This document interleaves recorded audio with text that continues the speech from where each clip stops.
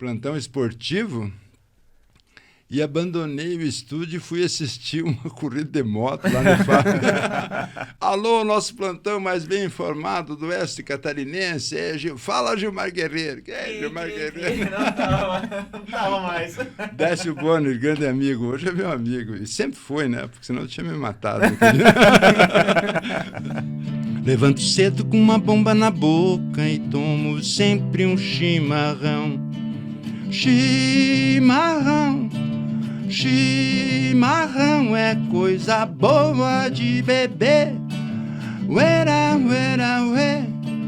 Uera, uera, uera, laia, uera, laia, ué. Sejam todos muito bem-vindos. Estamos começando mais uma edição do nosso podcast, o Fala Mais, trazendo novamente uma personalidade aqui da região Oeste. Dessa vez, uma pessoa aqui da nossa cidade, de Ponte Serrada, né? Antes do Jonathan fazer a apresentação do nosso convidado do dia, da noite, no caso, mostrar a novidade que nós temos aqui, as canecas do Fala Mais. Agora a gente tem caneca para beber o nosso cafezinho aí durante os bate-papos. Fica até mais gostoso.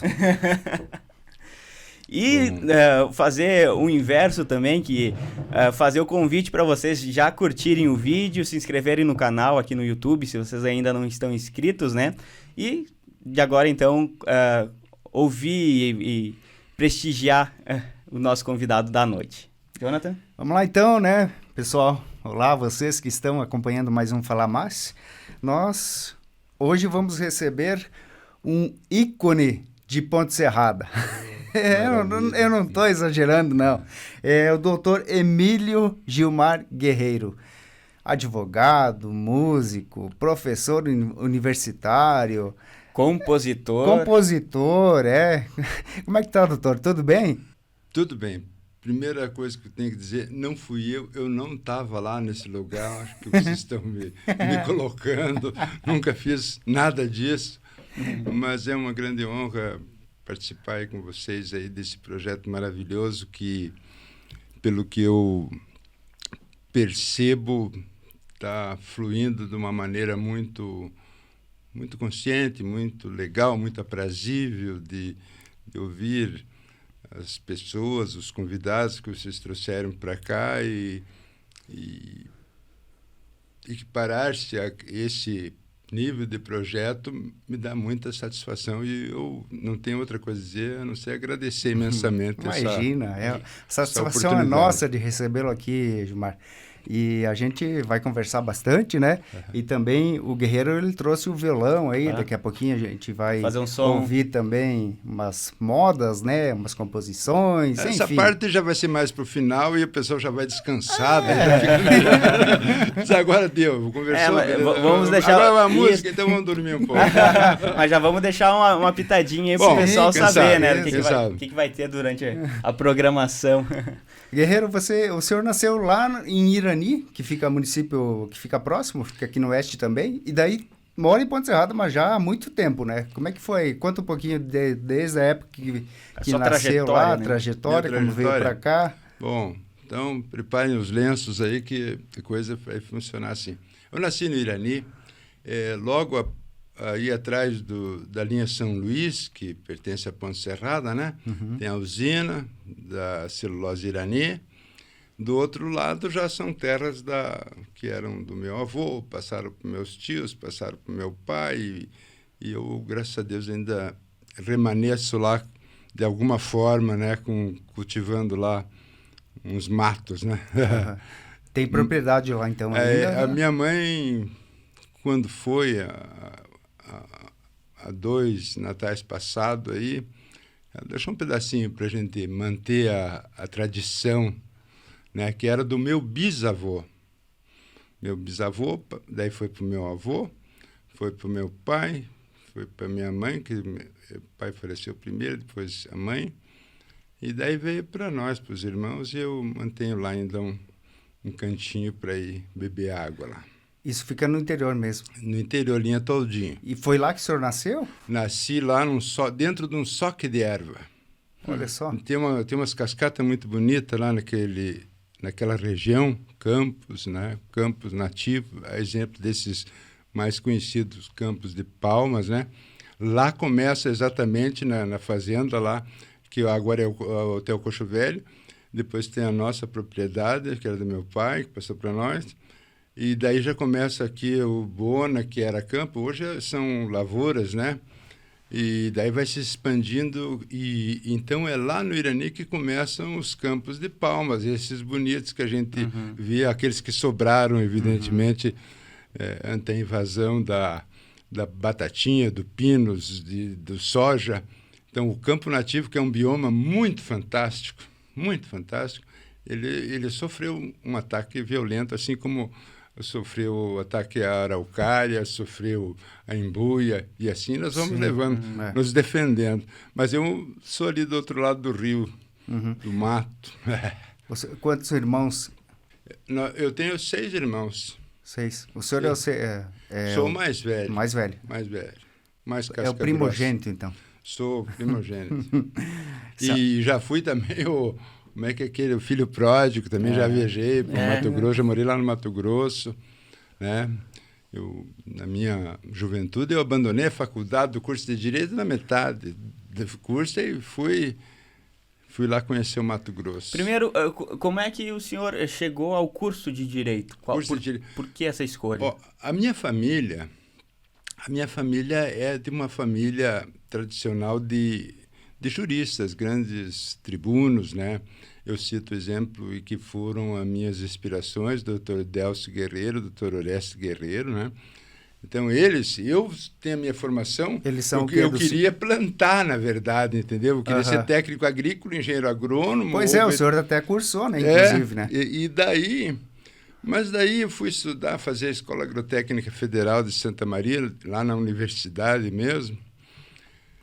E lá já me envolvi no DCE, não sei o que lá e tal. E um dia teve um comício lá, um troço lá, e a gente foi lá falar.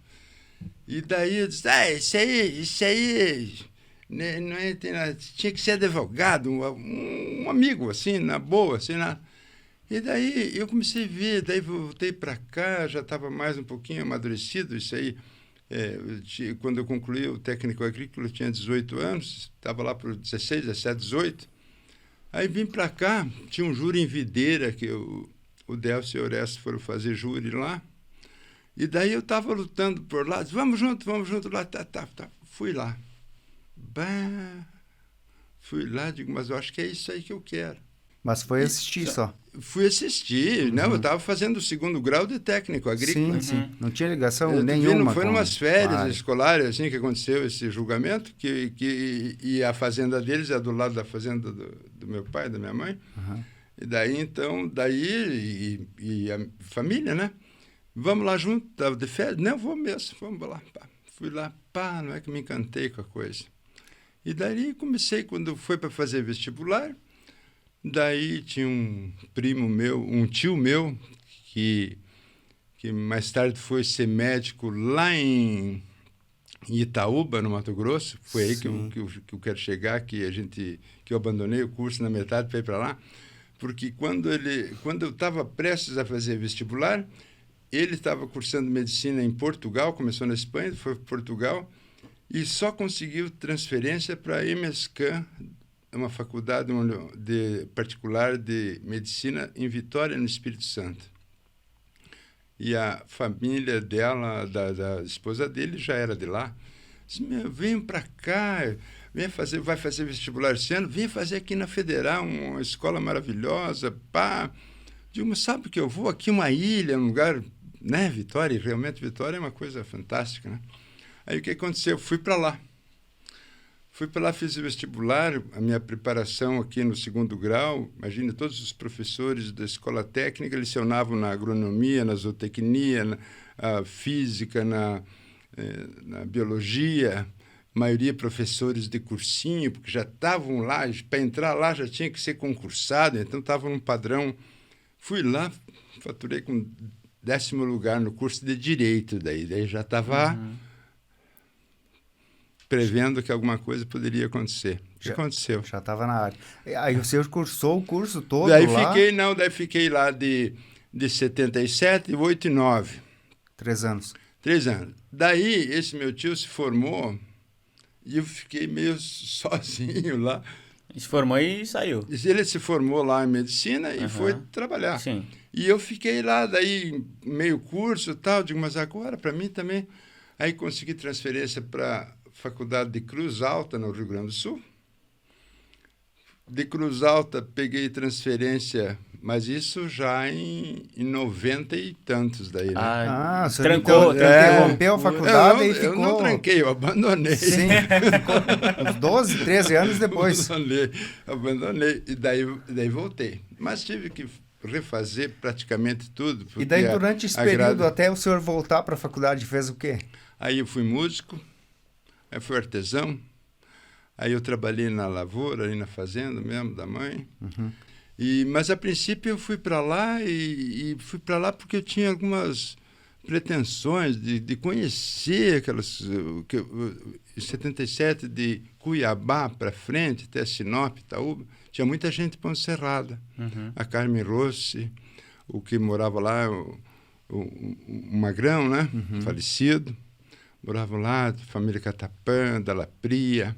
Toda essa gente eu conheci lá, porque morava em Irani, mas tinha muita lida aqui. Daí saí daí, fui para estudar, e de lá fui para direto, não conheci muitas pessoas lá em Itaúba. E daí o que levou o senhor a voltar para o direito? O senhor já estava 12, 13 anos longe, né? Daí para frente. Aí o seguinte, nasceu um filho, daí nasceu outro, e a agricultura não estava dando e tal. O senhor casou nesse período, então? Nesse período, quando eu estava fazendo um som, daí o que aconteceu? O meu namorada e, de repente, apareceu o filho, vamos casar, porque era aquilo que eu queria, né? Dei o golpe da barriga nela. O senhor deu o golpe. Foi inverso o negócio. Eu dei o golpe na barriga. Mas e essa veia artística do senhor aí? E o Emílio aconteceu daí. Musical. Sim, que é o seu primeiro filho. É o meu primeiro filho. Essa veia musical, como é que ela surgiu na vida do senhor? Desde a infância, gostava da música? Sim, eu lembro que eu, assim, criança, rádio. Daí, lá quando morava ali no Ilhani, na fazenda, eu me lembro, uma casa antiga, e o rádio. E daí, às horas da tarde, não era todas as horas que o rádio ficava ligado, como acontece hoje, né?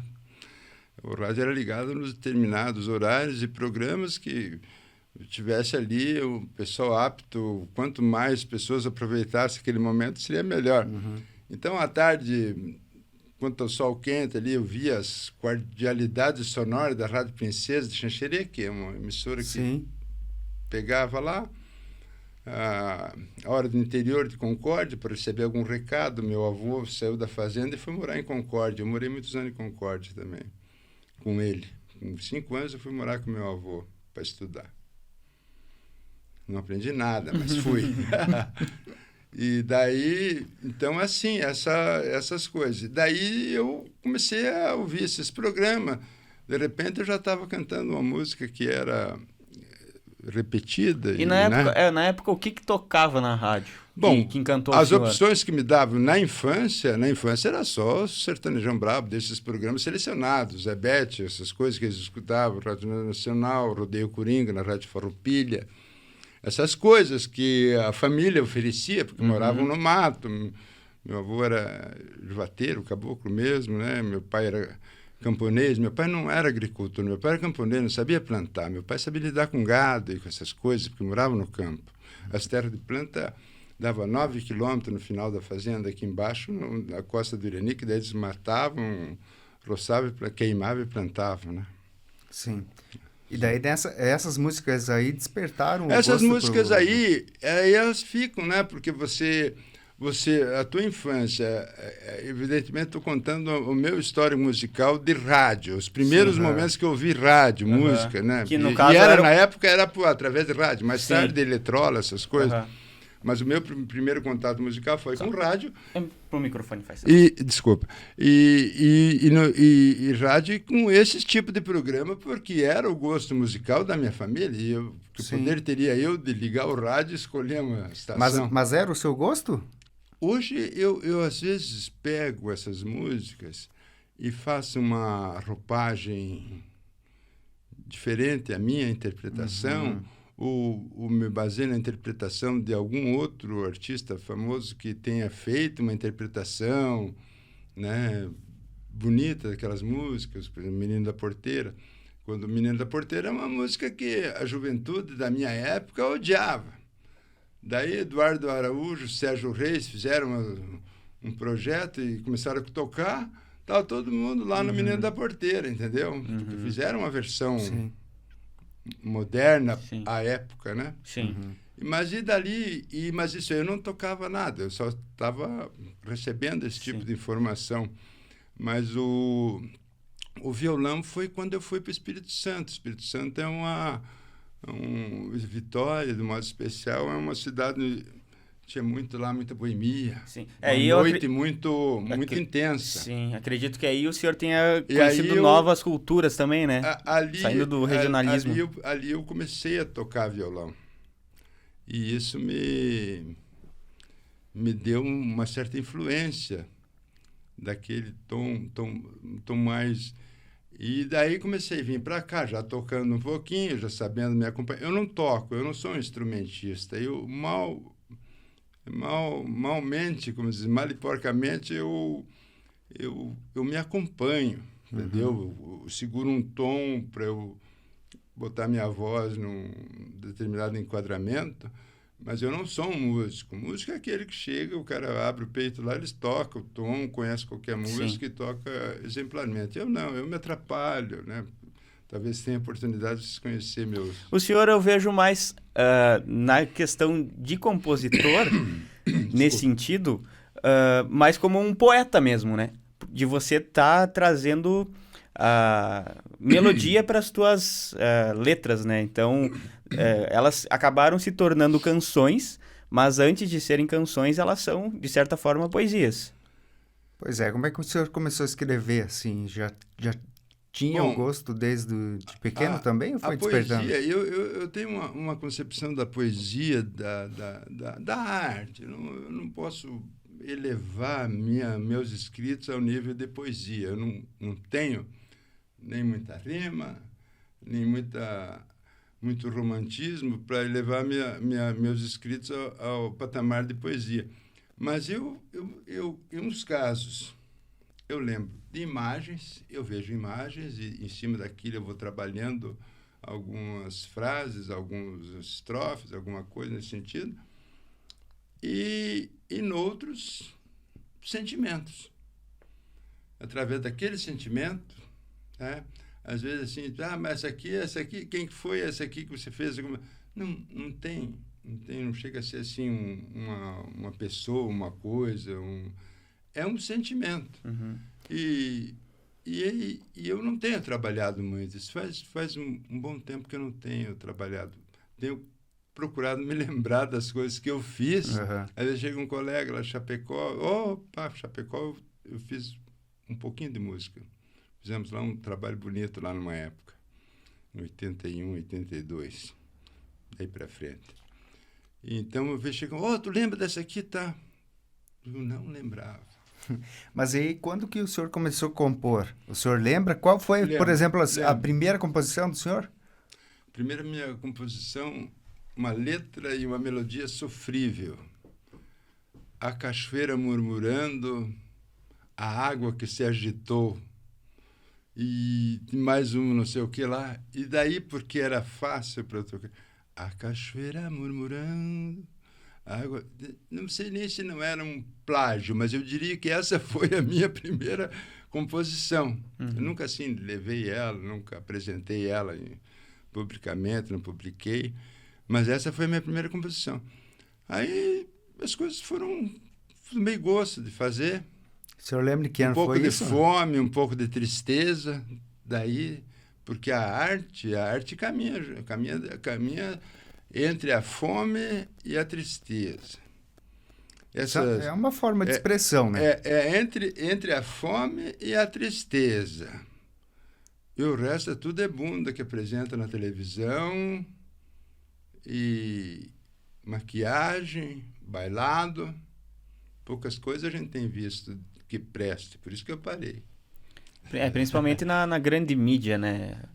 Se você quer... Veja, você sai por aí afora, nas capitais, e outras cidades de um porte um pouco maior, você passa num barzinho, você vê pessoas lá de um talento incrível, fantástico. Você vai no outro, mais ainda, outro estilo, uma diversidade, uma coisa, uma energia. E aí tu liga o rádio, tu fica louco, tu te apavora. Né? Então, a música, eu respeito muito a música. Mas ela é um urânio, ela é uma bomba atômica, né? E como ela poderia fazer bem e levar as pessoas, é usada, às vezes, da maneira mais pejorativa, maneira mais... que não era para estar... Não tinha necessidade. Aquele espaço poderia ser ocupado por uma outra mensagem. Sim. Implícita ou explícita, conforme for. Da música eu tenho ali, daí, quando eu comecei mesmo, musicalmente, então, esse rodeio todo, daí eu vim e comecei a fazer música semi-profissional ou publicar minhas músicas em Chapecó, em 81. Que o senhor começou a gravar? Isso, foi ali que a gente fez. Daí, trabalhar a música em Chapecó era treva, cara. E nessa época em Chapecó, o senhor fazia o quê? Era exclusivamente... Eu fui lá fazer rádio. Eu trabalhei na Rádio Índio Condá no ano da sua fundação. Participei da festa do primeiro aniversário. Naquele tempo, a televisão também pertencia... Não era da antiga RBS, era do SBT. Daí o mesmo diretor da televisão era o diretor da Rádio Índio Condá.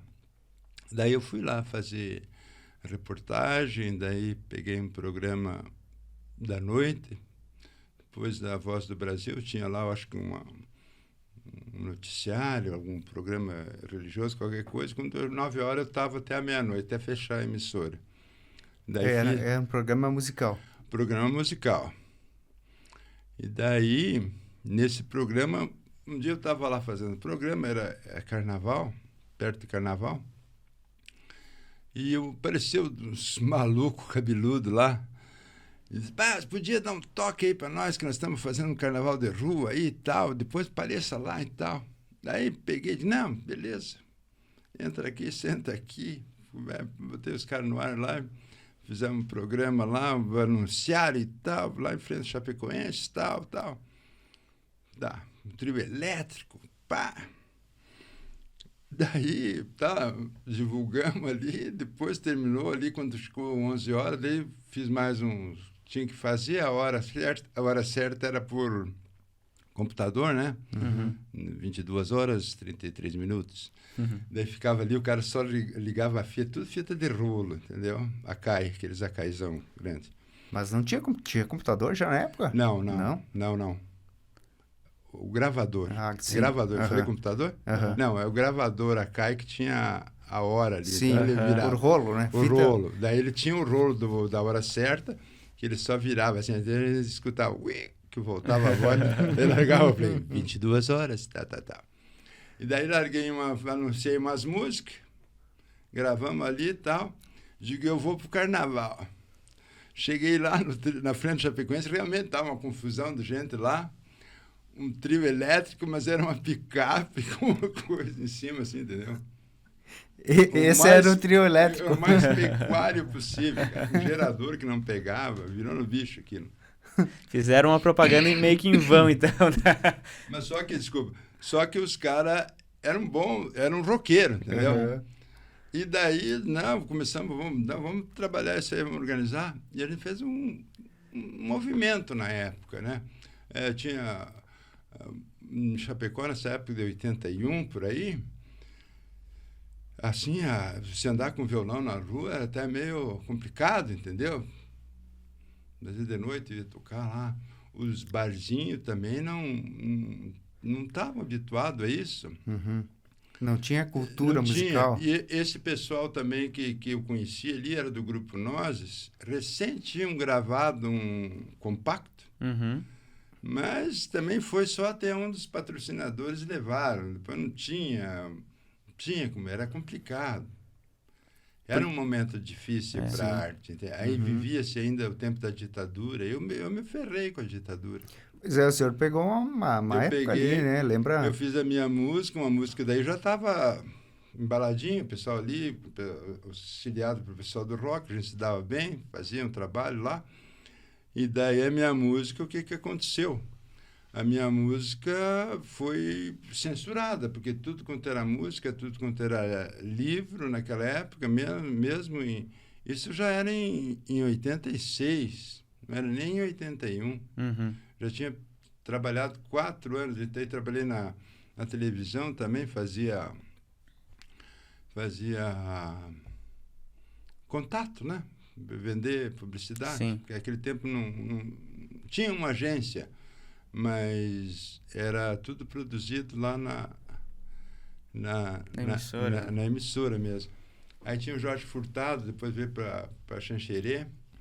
O Jorge disse, tinha que fazer um Sul Encanto. Sul Encanto é um programa da RBS da época lá que fazia todas as emissoras no Natal apresentar um clipe de uma música inédita de um cantor de onde estava estabelecido a sucursal. Regional. Né?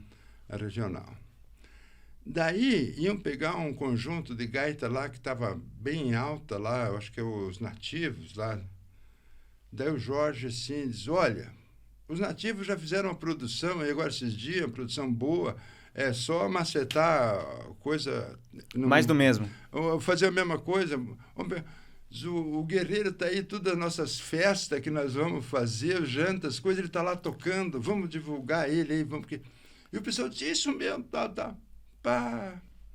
Aí daí fiz uma gravação, um áudio bom, da música, bom para a época, né? Tudo era difícil, para comprar um instrumento, não tinha condições, né? Sim. Porque você vivendo da música aí, numa época daquela, era muito complicado.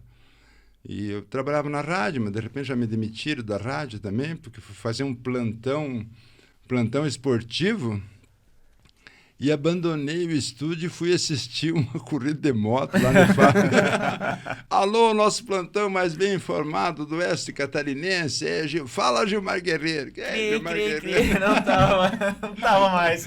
Décio Bonner, grande amigo. Hoje é meu amigo. E sempre foi, né? Porque senão eu tinha me matado.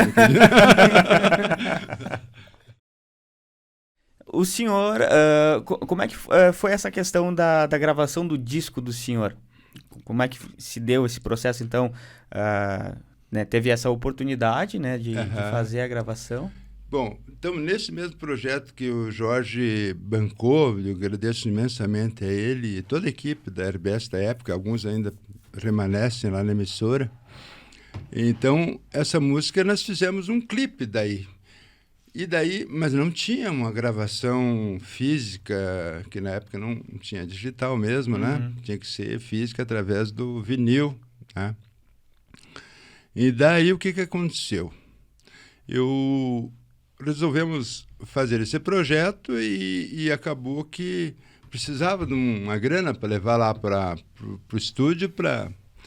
Aí eu comecei a vender cópias antecipadas.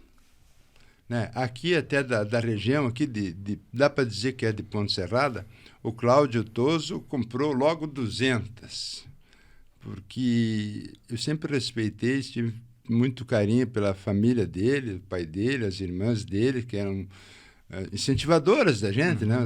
Eram jovens, como nós éramos também, né? Na época. E daí o Cláudio já comprou 200. Aí eu deixei um espaço na contracapa do disco, para a pessoa fazer uma impressão da sua empresa ali, certo, né? Para colocar um patrocínio. Daí eu queria lá, um botava um carimbo, o outro mandou lá na gráfica, não lembro exatamente como é que foi feito. Mas daí, quando fui lá gravar tudo, daí tinha que registrar a música, né? Registrar a música e naquele tempo tinha censura. Diz que agora tem também, mas tá voltando, né? naquela época era mais incisiva um pouco, era declarada. Não era velada. Não era velada, era declarada. E acabou que a minha música lá recebeu um carimbão proibido a veiculação. A veiculação, radiodifusão e outros meios de blá, blá, blá, blá, blá, blá, blá, blá. Foi censurado. Daí, o que você vai fazer com um disco que não toca em rádio? Sim. Mas e o que foi censurado dessa... Falava o quê? Era uma canção específica? Uma canção específica. Qual era a letra A dela? letra era assim, ó, chimarrão para ser bom tem que ser bem espumoso. Secado lá num carijo, socado no manjolo. Tira a erva, põe a erva na cabeça do pilão. E a moçada toda em roda, aguardando a sensação. Aí, outro verso também, mais ou menos na mesma linha, tira a erva, põe a erva na cabeça do pilão, e a cabeça vai virando, vai surgindo uma canção. Né? E daí tem um refrão um timbre mais alto, que é só é o que se diz. Né? Então, na época, tinha uma gíria da rapaziada. Meu amigo, como é que tá você? Como é que tá a família e tal? Tá tudo bem? E eles, só. Tudo bem. Né? Então eu fiz essa, como você disse, foram cenas que eu fui presenciando na rua, para lá e para cá, e, na verdade, isso aí, eu estava... A ideia inicial era muito parecida com shot, tanto é que depois a gente foi adaptando para tentar fazer um reggae, ainda não né? Nesse meio reggae, meio shot ali, entendeu? Meio termo. Tchá. E era para ser uma canção gaudéria, a ideia inicial. Mas eu comecei a cantar, brincar, ela ainda em fase de construção, e o pessoal começou a gostar. E eu tinha que ir onde o povo está. O pessoal pegou mais para um lado que mexia aí com um subtexto que poderia ser alusivo à droga, uma maconha, de modo geral, Sim. né? Foi essa a interpretação da Sim. censura, De ter uma dupla... Mas, na verdade, eu fiz um jogo de palavras. Sim. Eu gosto de brincar com palavras. Eu ganho a minha vida com trocadilhos, palavras, teses e coisas. Então, eu não me envergonho disso, eu me orgulho disso. Sim. E aí, né? Depois, dali uns poucos anos, vem Mamonas Assassinas e só não falaram mais bobagem porque morreram, e gravaram, e divulgaram. Né? Se ouve música sertaneja, é só senta aqui, daqui, vou te pegar, vou te fazer não sei o quê. Né? Se ninguém fala nada. Antigamente, jamais uma música dessa, ou músicas assim, né, seriam... Nessas horas que eu queria voltar para antigamente. E como é que foi a sua reação quando o senhor descobriu que a sua música tinha sido censurada? Já estava na boca do povo ali, como o senhor fui falou? pedir dinheiro emprestado, né? Acabou. Quebrou as pernas. Então ela não pôde ser veiculada nas emissoras. Depois que ela foi arranjada e gravada, não pôde mais ser divulgada. Mas o disco saiu, né? Saiu. E o disco saiu com o carimbo de proibido. Proibido. Eu tenho uma leve lembrança da minha infância de ter visto esse disco com... Esse dia recebi uma foto de com a etiqueta rasgada lá, pessoal. Teve alguma outra música do senhor que foi censurada também? Não. Foi só essa? Assim, até mesmo assim, as outras músicas que eu tenho registros delas, mas... E essa seria a música mais famosa que o senhor considera? Essa foi a música que, assim, né, que teve uma projeção. Eu tenho amigos que foram lá no Rio Grande do Norte, num barzinho lá, e estavam tocando essa música, e muitos grupos e bandas aqui de Santa Catarina, inclusive, gravaram, né, do Rio Grande do Sul também, pessoas que gravam e divulgam. E eu, depois daquela lá, eu parece que assim, um trauma. Primeira coisa, a gravação que eu fiz no estúdio, ela não me satisfez também, entendeu? E agora tem até um projeto com os músicos de Joaçaba ali. Que não era a versão que o senhor... Não era ideal. Aquela, quando eu gravei para televisão, ela ficou mais viva. Era para ser uma música assim, entendeu? Essa gravação na TV, ela existe esse arquivo ou se perdeu? Fizemos uma música fantástica. E eu não tinha condições nenhuma de guardar alguma coisa naquela época. Mas de vez em quando aparece algum cantinho de um videozinho familiar, uma coisa assim, que dá para a gente lembrar. Mas assim, vamos dizer, o material fonográfico com uma certa qualidade que tinha na época, eu não consegui mais. Que pena. Parece que o Jorge Furtado passou todo o acervo dele, que isso foi uma produção dele, passou para Uno Chapecó, que eles lá têm uma faculdade lá muito boa e o pessoal trabalha, inclusive fizeram até um documentário da história do rock. Que o senhor participou, né? Participei Eu assisti lá também. no episódio.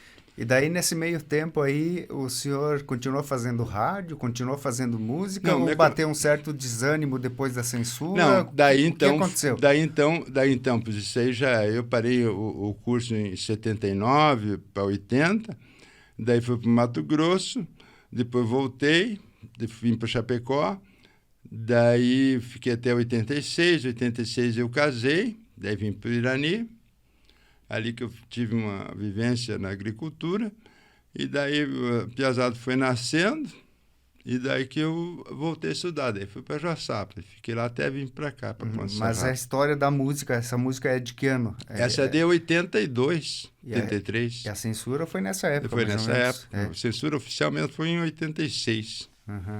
Sim. Mas ela era uma música conhecida, assim, na cidade, entendeu? O pessoal cantava nas ruas, em todo lugar, assim. Entendeu? E daí, como é que o senhor veio parar em Ponte Serrada? Ponte Serrada é o seguinte, eu estava advogando na banca desses meus primos, né, em Joaçaba. E daí, Irani, eu tinha bastante, e tenho ainda, clientes lá do Irani. Irani, na época, pertencia para a comarca de Ponte Serrada. Sim. Para mim, ir morar no Irani e vir trabalhar, naquele tempo era tudo físico, você tinha que pegar o processo, você tinha que vir no cartório, você tinha que pegar e trazer o protocolo. Era muito mais moroso o processo. Então, eu resolvi, vou me estabelecer em Ponte Serrada, e o pessoal de Irani, que precisa de advogado e que eventualmente iria me procurar, eu já estava à disposição. Então o senhor foi morar em Ponte Serrada, no caso, quando já estava formado, trabalhando. Por uma decisão profissional. Foi profissionalmente, estava trabalhando em Joaçaba, né? E daí vim para cá. E eu vim para cá, ficou um ano, se não me engano, menos que um ano, acho que ficou a comarca de Irani pertencendo para Ponte Serrada, e depois mudou para Concórdia. Foi tudo mais difícil. A comarca de Concórdia é bem mais complicada, é maior, né? Toda comarca maior, ela tem suas dificuldades próprias, né? Então, Irani teve muito prejuízo por distância, né? A exceção da estrada agora que estão lucrando. Irani a Ponte Serrada está feio, né? Pá! Nesse momento... Terrível, né? Pelo menos no momento que a gente está gravando. Aqui agora, meu Deus do céu. Né? Vamos torcer para que alguém se mexa, pouco tempo aí tapem os buracos, né? E, enfim. Mas não vamos se prolongar nesse assunto aqui, porque senão a gente vai longe, não, né? Não. A gente vai começa as indignações, aqui, né? O senhor, voltando um pouquinho daí, antes do senhor vir para Ponte Serrada, o senhor continuou estudando, falou um pouquinho mais atrás, teve que recomeçar praticamente do zero o curso? Nesse período, então, eu daí fui morar em Joaçaba. Retomou os estudos e, paralelamente aos estudos, eu já fui para o escritório lá dos meus primos, né? E daí fiquei lá, acho que uns 4, 5 anos lá. Terminei o que tinha que fazer na universidade e continuei trabalhando lá. Daí, num determinado momento que eu vi uma possibilidade que mais se adequaria para mim, daqui para mim no Irani é mais perto também, né? E que ano o senhor se formou que ano? Eu acho que foi em 93, se não me engano. 93. Eu vim para cá em 97. E 30 anos, mais ou menos. E aí, na sequência, ou não sei se foi logo na sequência, o senhor se tornou professor universitário? Sim, em 2004 foi em 2004. 2004. Na área penal. E daí, lá na UNC de Concórdia, eu atendia o Núcleo de Prática Jurídica.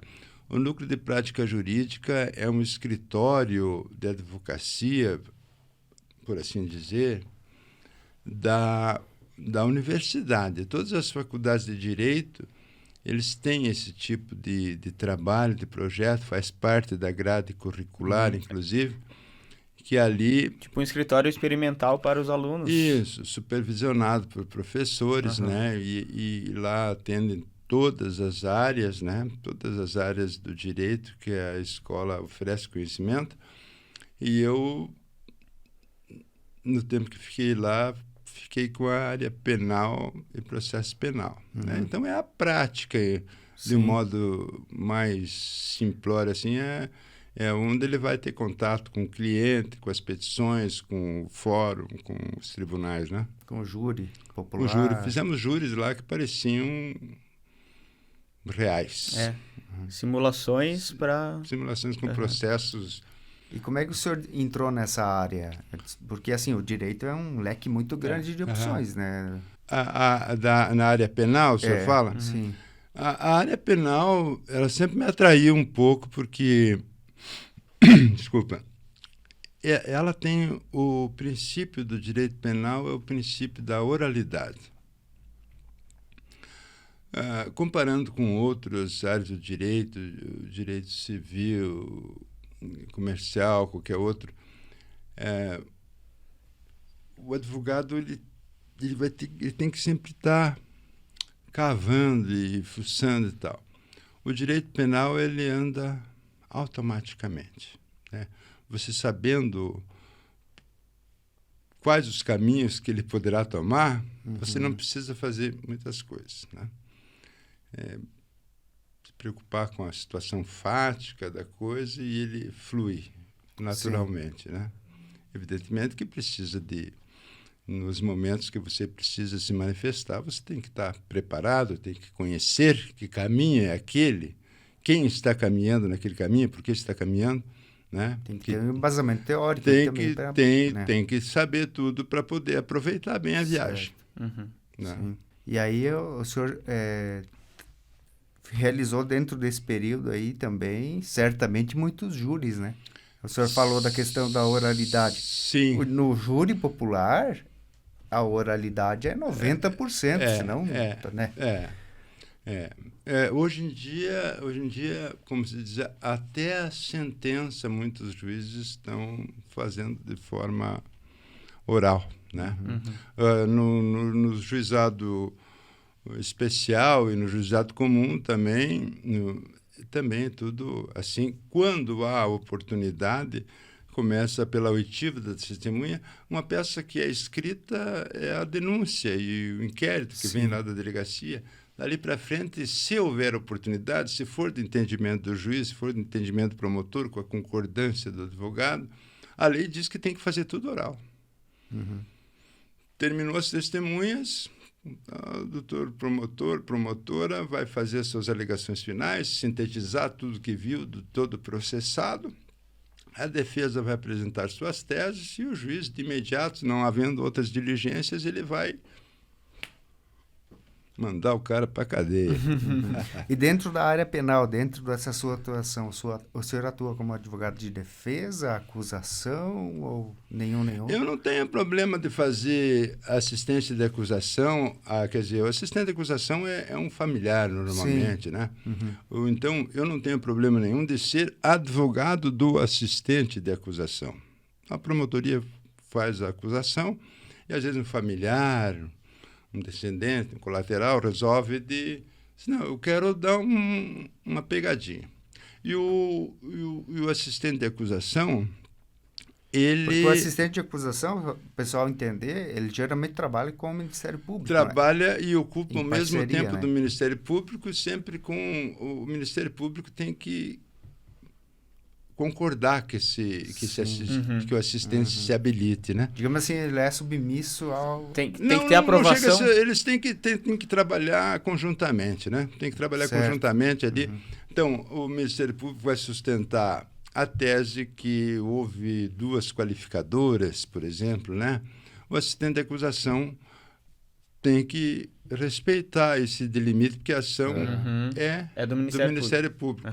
No entanto, o assistente de acusação pode chorar, pode falar coisas que o Ministério Público, pela prerrogativa da função, não pode fazer. Mas eu posso me queixar na condição de eu sou assistente, eu sou vítima, eu tenho o sangue da vítima, e eu preciso falar isso que o Ministério Público não vai falar por custos legis dele lá, né? Sim. Mas o assistente de acusação, então, tem mais liberdade. Digamos assim, ele teria um vínculo mais próximo, ele né, está trazendo a vítima para dentro do processo, para dentro do júri, que muitas vezes isso é lembrado pelas camisetas, ou por isso, por aquilo, né? Então, o assistente de acusação, ele tem um pouquinho mais de liberdade, mas ele se mantém sempre, normalmente, e eu sempre recomendo que ele fique dentro da cerca delimitada pela acusação formal, né? Mas, às vezes, precisam ser ditas coisas que o Ministério Público não tem por que ele dizer, porque o negócio dele ele é... Né? Não cabe técnico, né? Vai ser bastante técnico. E para fazer defesa... no outro... também do mesmo jeito, porque eu, na verdade, quando falo advogado, o advogado todo de qualquer esfera, ele não faz parte daquele contexto fático que gerou aquele ato jurídico. Então, eu não posso combinar com os amigos aí para nós assaltar um banco e depois vocês alegam isso, alegam aquele outro, né?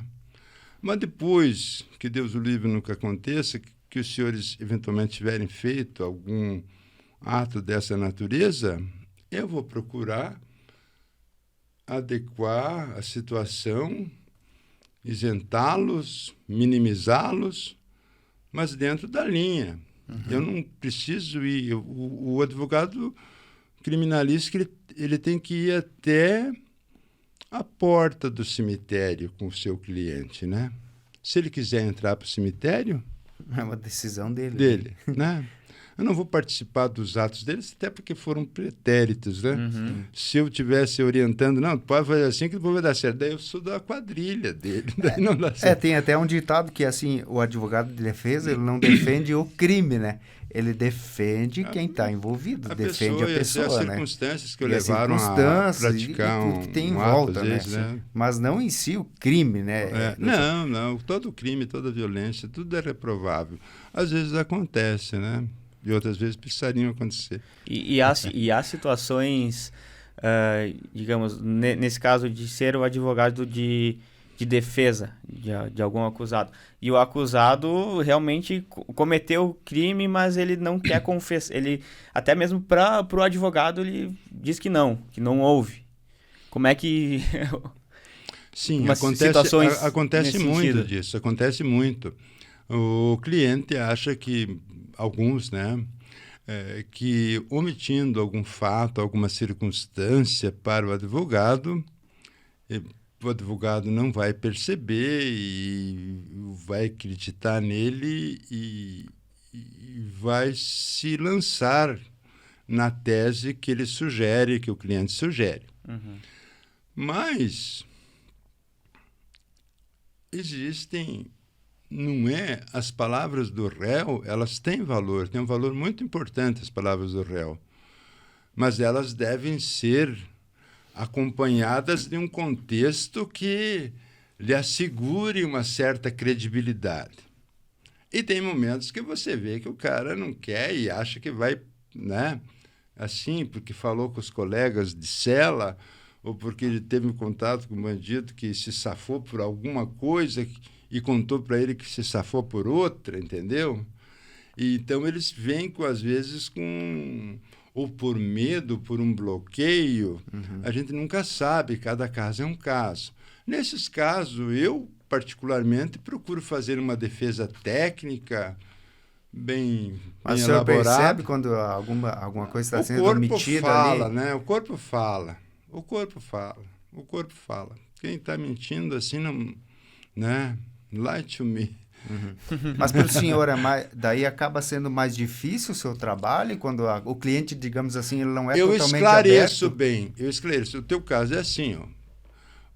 Às vezes, para não chocar, não dizer, o advogado me chamou de mentiroso, digo, olha, a sua visão, o que aconteceu, eu acredito no senhor que aconteceu assim, assim, assado. Só que o que vai valer para o juiz, para os jurados, se for o caso de júri, vai valer o que nós temos aqui até agora registrado. E tudo indica que vai acontecer isso, pelo que a gente tem visto, pelo que a lei determina e pelo que a gente já observa em outros casos análogos, né? Então, eu sempre esclareço. E tem uns que não tem nada que diz que ele fez, aí o advogado, tecnicamente, não que o advogado seja mentiroso, tecnicamente, por que eu vou condenar o cara se não tem nada que acusa o cara? Não tem uma prova cabal, não né? faz, não, mas será que não vai mais tarde? Nega. Então, isso aqui... Aí é uma determinação que parte do próprio advogado. Parte da tese, parte das circunstâncias, esse processo. Porque se eu fosse lá para dizer, olha, não tem nenhuma prova que condena o Jefferson, mas o negócio é o seguinte, ele quer se condenar. Até tem casos que a confissão solita, sozinha, não vale como prova. Né? Então, veja bem. Então, a pessoa, às vezes, não está em condições de discernir, às vezes está se autopunindo, às vezes está com remorso e acaba querendo se incriminar, entendeu? Então, por isso precisa uma defesa técnica e aí que entra a figura do advogado. Sim. E dentro desses casos aí, doutor, esses casos que o senhor tem, digamos assim, o poder não, mas a sensibilidade de dizer assim para o cliente, opa, mas esse seu caso aqui é praticamente impossível a gente conseguir uma reversão e muito provável, né, vai ser uma condenação de tantos anos, assim, digamos assim, o senhor tem esse feeling, essa percepção de saber, opa, esse caso aqui está praticamente perdido, né? Viu? A princípio, quando a pessoa chega no escritório em busca de um caso desses muito bem narrados aí, eu entendo que a pessoa deve ser ampla, exaustivamente esclarecida sobre qual é a sua situação daquele momento em diante. Eu já tive clientes que eu estava preparando a defesa, assim, fiz a apresentação, aí estava garimpando alguma coisa para ilustrar dali uns momentos, no momento posterior, pedido de revogação da preventiva, por exemplo. E enquanto eu estava ali quase conseguindo as minhas coisas, ali, tudo na urgência que o processo exige. Uma pessoa presa exige que você comece a trabalhar imediatamente. Para ontem. Para ontem. Não dá para fazer hoje, porque amanhã eu tenho que levar uma pessoa na delegacia para ela ilustrar um pouquinho mais isso aqui. Porque normalmente quando o juiz decreta a preventiva, ele está com depósito nos elementos. Eu não posso pedir uma revogação de preventiva baseado na mesma prova que o juiz decretou a preventiva. Ele vai dizer, não mudou nada aqui, vai continuar preso. Precisa de novos elementos. Então, nesse interregno de tempo, um dia, 2 dias, já aparece um colega, eu não diria colega, porque eu não tenho colega dessa naipe. Sim, entendeu? um colega. Vai lá e diz, não, deixa comigo, em 5 dias, 10 dias eu te libero. Coisas sem o mínimo fundamento de você estar querendo espremendo pedra para ver se modifica. Então, isso é uma coisa triste para um advogado que quer defender as pessoas, né? Desculpa. Então, muitas vezes, isso aí exaure a paciência da pessoa. Mas o senhor está falando isso, no caso, o profissional está tentando enganar o cliente. Enganar o cliente, por isso que eu digo, esse tipo de coisa não se faz. Você tem que dizer, ó, o teu caso é grave, você vai se apresentar, tem uma preventiva contigo, por exemplo, um caso assim, né? Sim. Ou tu vai se apresentar, pode ser que já tenha uma preventiva lá, você tem que levar o cara preparado. Não criar né? falsas expectativas. Precisa mais né? 2, 3 dias para acertar alguma coisa de banco, família, negócio aí, vai para o mato aí, avisa o delegado lá que não precisa mais procurar, não gasta em gasolina, que só vai acertar os negócios e já vai se apresentar. Eles são muito compreensivos, na maioria das vezes, os delegados, né? Não, sabe, não vamos sair perder tempo, fazer campana lá, o policial pode fazer outro trabalho, né? Pode ficar tranquilo, ele vai se apresentar, tal. Né? Se o advogado tiver credibilidade, ele vai acreditar e vai dar tudo certinho, sabe? Sim, né? sim. Então, assim. Então, tem essas coisas. Daí vai lá, negue que isso aqui não vai dar nada. O cara vai lá, nega o óbvio. Sim, daí como aí é que tá fica? enganando o próprio cliente. Daí o cara vai lá, nega lá, mas como é que é, seu Jefferson? O senhor estava lá, tinha pessoa do teu lado, como é que o senhor disse que não estava lá? Aí perde, até o teu próprio réu perde a credibilidade. Prejuízo a todos. Gostaria de juntar um pouquinho dos dois assuntos que nós já abordamos, que foi a parte essa da sua profissão e também a parte artística. Na questão das composições que o senhor fez lá atrás, né, que envolviam muito essa questão mais de natureza, né, e tal.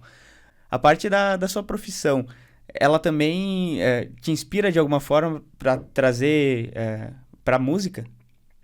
Letras? Sim.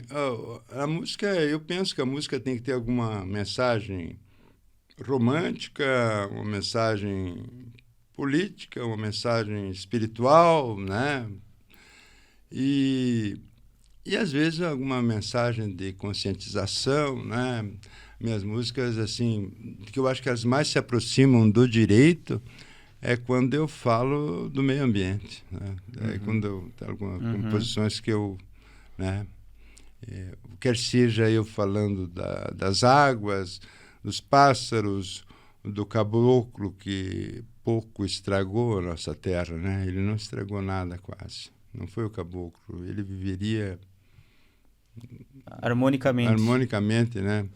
Né? Os queimadinhos que ele fazia para plantar um milhozinho era tão pouco que não significava nada. Então, esse tipo de apelo... Sim, mas essas questões do cotidiano da profissão do senhor nunca te despertaram interesse em escrever músicas mais diretas nesse sentido? Eu acho que não. Eu acho que não. Nunca passou pela mente? Não, mas olha, até uma boa, né?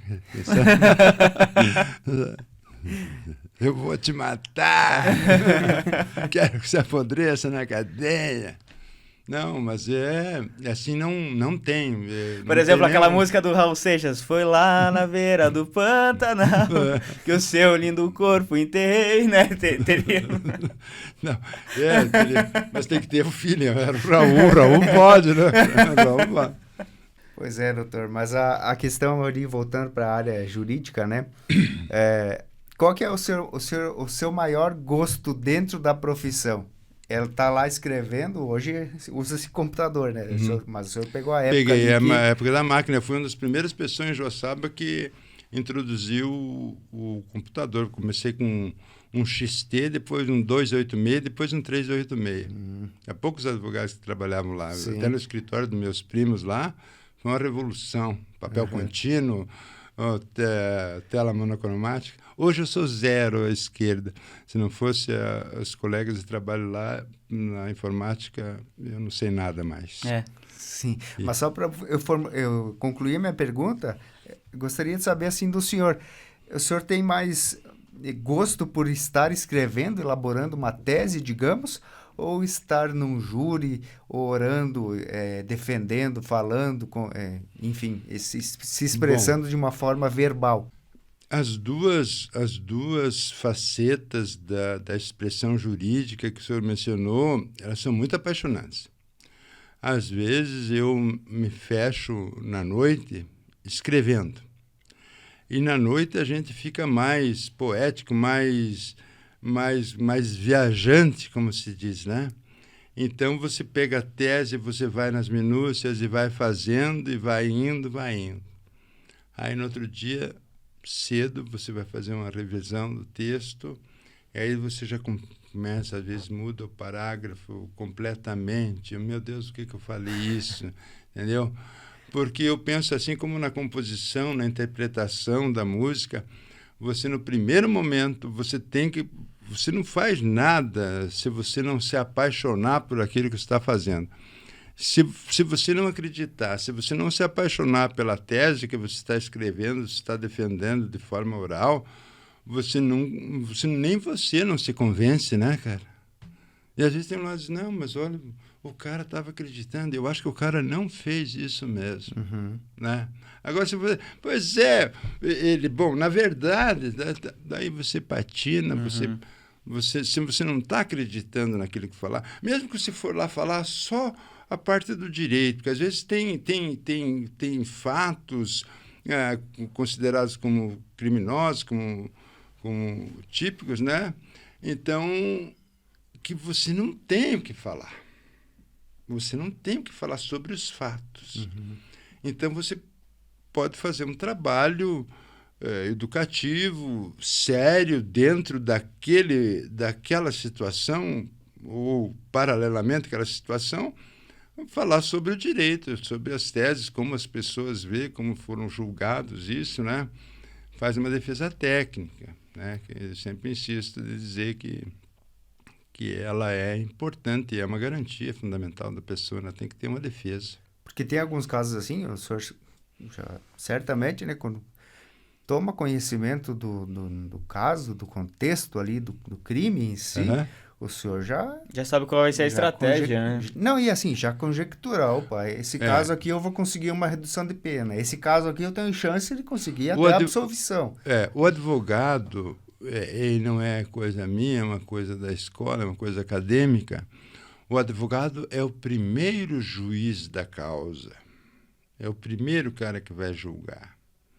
Se ele condenar o cara, daí... Porque a coisa está feia, né? Ele primeiro vai ter que se convencer de amenizar ou de se conformar com a situação para depois cair em cena. Né? Porque, inclusive, você pode recusar o atendimento da pessoa. Pode. Mas, às vezes, tem fatos que aconteceram e tal, e tem lá, paralelamente, algum incidente jurídico, algum incidente fático, que vai o mais absurdo, o mais chocante dos crimes, especialmente aqueles que repercutem na imprensa, tem um desfecho para todo aquele alvoroço inicial insignificante, entendeu? Acontece um fato, noticiário, vieram para cá, são extraordinários, repercutiram, passeata, isso, não sei o que. O caso vai termina bem diferente do que as pessoas, pelo menos ao fulgor do momento, queriam que acontecesse. Prisão perpétua, esse tem que matar, vai ver, o cara não era bem aquilo, né? Então tem um desfecho bem diferente. E como é que é a situação, por exemplo, quando o senhor está defendendo uma pessoa, um réu que está sendo acusado por um crime, um homicídio, digamos assim, né, que é algo mais grave, né, quando são crimes contra a vida, quando é júri popular, né, porque é crime contra a vida, né, me corrija aí se eu estiver falando bobagem. Exatamente, sim. Mas é quando o senhor está atuando assim, e como é que é a sua... se é que existe algum tipo de relação com a família, e se a família... o senhor já passou por alguma situação constrangedora, assim, com familiares de vítimas, nesse sentido, assim, como é que... Não, tudo enrosca num primeiro momento, num princípio básico. O respeito, né, com as pessoas. Assim. Já tive contratempos com familiares de vítima, por exemplo, que a vítima, assim, deu todas as causas para que o fato acontecesse e o advogado cumpre para o esclarecimento dos jurados que ele mostre de todas as formas e da forma mais clara possível e algumas vezes até com o exagero que o ato permitir, né? E nesse afã de esclarecer os fatos, vão ser narradas situações que a vítima vivenciou, comportamentos que ela deixou um rastro para trás, as suas atitudes violentas, atitudes das mais diversas possíveis, né? Então, às vezes tem, mas eu sempre que possível procuro evitar o confronto verbal, o fático com a vítima, né? Porque é um familiar que se foi, ali tem uma pessoa ali que está sentindo, né? Tem que se pôr no lugar da pessoa também, né? Para uma mãe, não existe filho bandido. Não existe. Nenhuma mãe tem filho bandido, né? Um pai também, quero crer, né? Uhum. Se envolveu numa situação, foi levado por outro. Para nós, para mim era um anjo, tal. E é assim. É bem delicado, né? É muito complexo isso aí. Mas, infelizmente, algumas vezes a gente precisa esclarecer, até para contar os fatos, como é que aconteceram, né? Segundo o relato das testemunhas, porque o advogado nunca, né, se participasse lá do fato, sim, ele poderia ter uma outra visão, né? Mas daí, sim, provavelmente seria testemunha ou aí seria parte, não, né? Seria um advogado, não né? Seria estaria advogado. Junto na outra... Inclusive tem uma vedação muito... eu até posso ter assistido, nunca assisti, graças a Deus, um homicídio. Uhum. E posso fazer o júri daquele homicídio. Mas eu não posso me manifestar nada de mérito sobre aquilo lá. Eu estava lá e eu vi quando o outro puxou. Não. Entendi. Aí tu não pode ser uma testemunha. Não pode ser uma testemunha. O advogado, assim... E mesmo, às vezes, normalmente, as pessoas que contratam advogado são pessoas amigas do advogado, sim, da família, vamos, sim, dizer, né? Tem uma certa confiança. Tem uma certa confiança. E, por certo, na maioria das vezes, aqui em lugares, cidades pequenas como a nossa, né? Você tem convívio com o réu, né? Uhum. Sabe que ele é uma pessoa, sim, boa, às vezes, que se envolveu, né, amargamente, forçosamente numa situação, e seria até esclarecedor o advogado dizer, não, mas eu conheço ele, na casa dele o homem não tem nada, mas não pode dizer, sim, só pode falar o que as testemunhas, uhum, os laudos e as coisas... O que está no processo. O que está no processo. Né? O advogado não tem opinião, né? Não tem, ele tem uma tese, sim, baseado, sim, naquilo que ele tem, sim, em mãos. Uhum. Vamos deixar o assunto mais leve de novo? Eu acho sim, né? Afinal de contas, o seu Gilmar, o Dr. Gilmar está com o violão aí, esperando, né? No case para ser pego e sair um belo som. Vamos fazer umas musiquinhas. Né? Vamos fazer, tomar um cafezinho e vamos fazer. Então. Perfeito. Vamos encher a xícara de café, a xícara nova, estamos estreando hoje, né? Bonita, por sinal, muito boa. Bonita. Será sua depois do programa, tá? Eu vou agradecer imensamente. Eu sempre tive muita curiosidade do que tinha dentro da xícara, esses programas famosos. E agora já descobri. Estamos de volta, depois de um reposicionamento de câmeras. E o doutor agora com o violão em mãos. Está devidamente vestido agora, né, doutor? Pois é, sabe que tem uma música que eu fiz, e não vou me arriscar a fazer agora, que talvez não... Cantar era a esperança, e desde criança eu sempre cantei. Quando eu subo no palco, que me vem a embriaguez. Sempre me escondo num canto, como quem fez e não fez. Era, weira, weira, weira, weira, weira, weira, weira, weira, weira. Muitos badalos que cantam, tantos homens a correr. Quando eu subo no palco, que me me vem a embriaguez. Sempre me escondo num canto, como quem fez e não fez.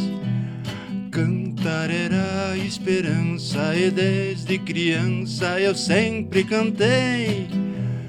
Pode até ser mercenário de um canto ordinário, mas devo cantar. Uera, uera, uera, uera, uera. É isso aí. O senhor bater palmas.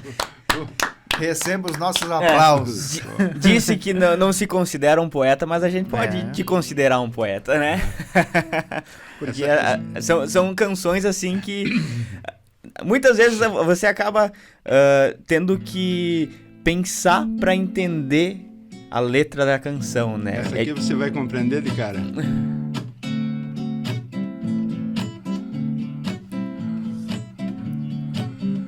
Eu não sou daqui, eu não sou daqui, eu sou do Irani.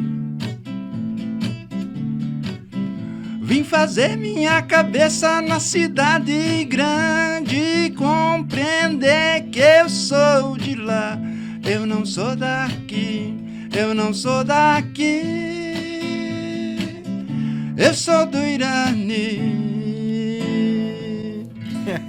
Que maravilha. Essa aqui é as paisagens que lá. Vamos um pedacinho.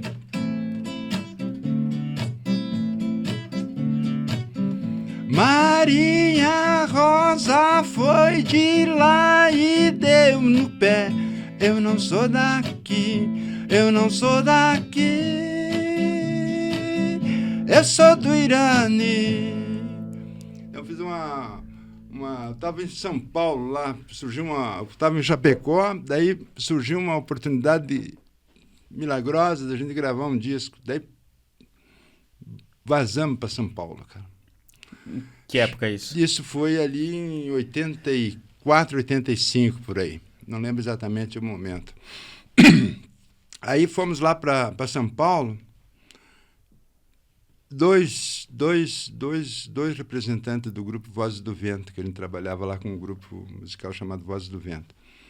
Daí chegamos lá para a tal da proposta milagrosa, homem do céu. Tudo fake. Tudo fake. Daí, já existia fake naquela época. Já existia fake. Aí, pá, entramos num pânico lá e daí lá, rapaz, meio mal acomodado, meio na penúria lá. Daí saiu essa aqui, eu não sou daqui, eu sou do Irani, digo, quero voltar para lá. Arrumamos dinheiro para voltar e vamos seguir nosso caminho por aqui. Essa música que o senhor acabou de tocar, eu já ouvi ela algumas vezes. Ela tem algumas versões no YouTube, né? Tem. E eu gosto de sempre estar garimpando canções, músicas principalmente de bandas gaúchas, catarinenses, desse estilo. E apareceu as músicas, as canções do senhor também. Essa eu estava sentado na varanda lá na fazenda da mãe, lá no Irani.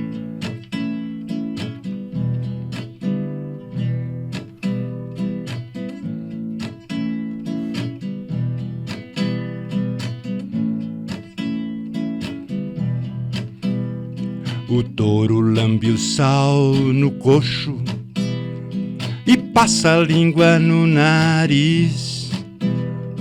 Faz uma vaquinha com a vaca e assiste o show do quero, quero. E assiste o show do quero, quero. Curucucu, assim canta o urubu. Corococó, canta o galo carijó.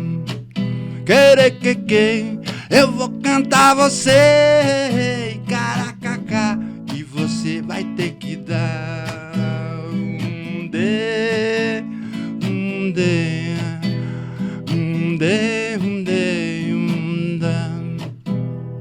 A laje de pedra fria, buteiros a se embalar, o piar do tico-tico e o aê do bem-te-vim E o aí do bem te vi, curucucu, assim canta urubu, corococó, canto galo carijó.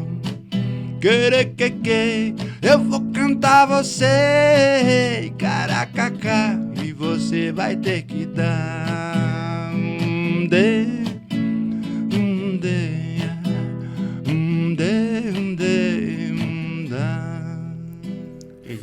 Que as coisas singelas de muitos anos sim, atrás. De Mas que isso aqui é uma paisagem que eu estava vendo lá, que você pediu anteriormente aí para dizer como é que era o processo criativo. Estava lá brincando nos acordes. Observação lá, bucheiro, tem uma laje de pedra muito bonita lá. Né? O quero-quero, o boi, a vaca brincando. O boi cantando a vaca. O boi lá, fazendo uma vaquinha com a vaca para entrar no cinema. O senhor recebe convites para se apresentar, fazer barzinho, apresentar ações privadas?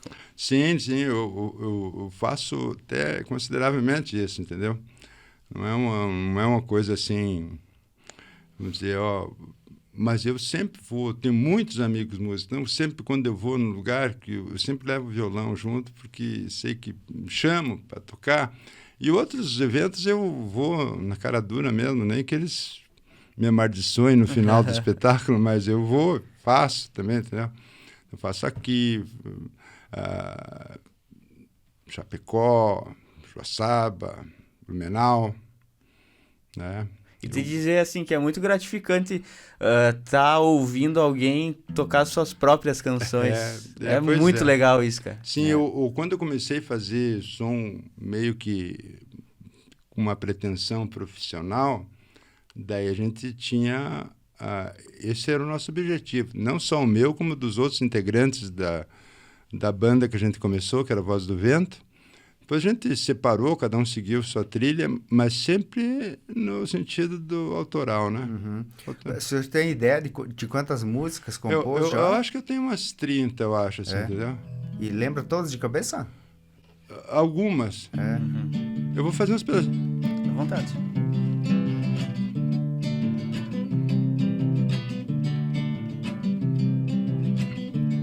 Levanto cedo com uma bomba na boca e tomo sempre um chimarrão. Chimarrão, chimarrão é coisa boa de beber. Uera, uera, ué. Uera, uera, uera, laia, uera, laia, ué.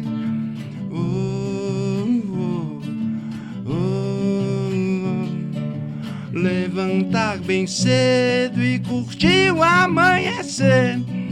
Levantar bem cedo e curtir o amanhecer. Porque eu de madrugada sempre dou umas desafinadas assim, mas... 3 da manhã já são, né? Tá doido. Embaixo do café, se tivesse alguma coisa mais nutritiva. Essa aí eu posso dizer que é uma das clássicas do guerreiro. Mas assim, entendeu? E essa, desculpa cortar o senhor, mas essa música aí, ela tem um potencial, nossa, gigantesco, assim, aqui, pra... Quando eu cheguei aqui... Tem alguma música sua... desculpa. Não, por favor. Tem alguma música sua que foi gravada por algum artista já? Que o senhor vendeu a composição, digamos assim? Não, nunca vendi. Eu sempre franqueei essa música. Essa, por exemplo, o Chimarrão Espumoso, ela tem muitas pessoas gravadas. Essa aqui, tinha um conjunto aqui, quando vim para cá, era o Serraninho e mais um pessoal, ali no São Sebastião, ai, meu Deus do céu, meu amigão, ele era lá de Passos Maia, e gravaram essa música, por exemplo, eles deram a versão. Então, quem quer gravar, eu acho que isso é uma coisa que eu já não tenho mais tempo. Teve assim, uma música, acho que do senhor, gravada pela banda Eclipson na época, né? Isso, Eclipson. Faz um tempão, né? Na época, a banda Eclipson de Ponte Serrada, o Serraninho. O Serraninho, isso aí, Eclipson. O Pato, que era o baterista, né? O Paulinho, o tecladista. E Vanderlei Motter. O Vanderlei. O Vanderlei. Tocava contrabaixo. Então, o Vanderlei, a gente fez amizade com eles ali e tal. Foi o primeiro pessoal que eu conheci musical aqui na Ponte. Foi essa música que o senhor tocou agora mesmo. Me lembrei dela. Né? Uma música gravada pela banda Eclipse na época. Antes que a gente esqueça, fora das câmeras, o Jonathan falou pra tocar a música que a gente não ia censurar aqui. Então, a música da época da censura aí, qual foi? O pessoal tá esperando até agora. Eu acho que o pessoal tá achando que a gente censurou a música, né? Não, mas ela vai sair, até né? porque eu não tenho muitas outras aqui. Eu vim preparado para... Botei na mente, vou tocar uns clássicos da MPB lá e tal. E daí a conversa caiu para esse aqui, para esse veio. Vou tentar fazer.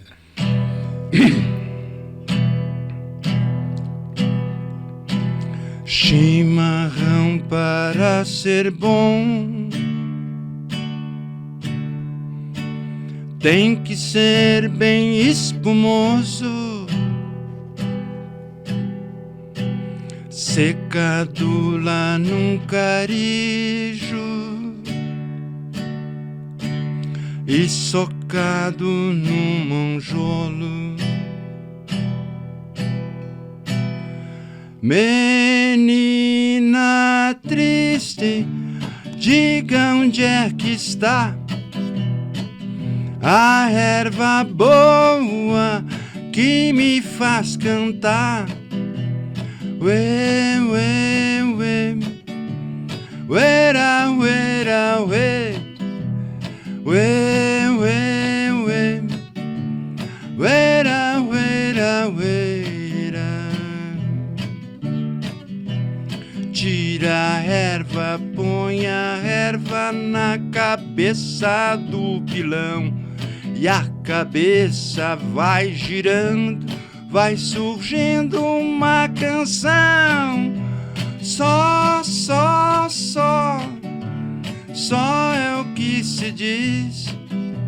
Só, só, só, só é o que se diz. Ué, ué, ué, uera, uera, ué, ué, ué, ué, uera, uera, uera.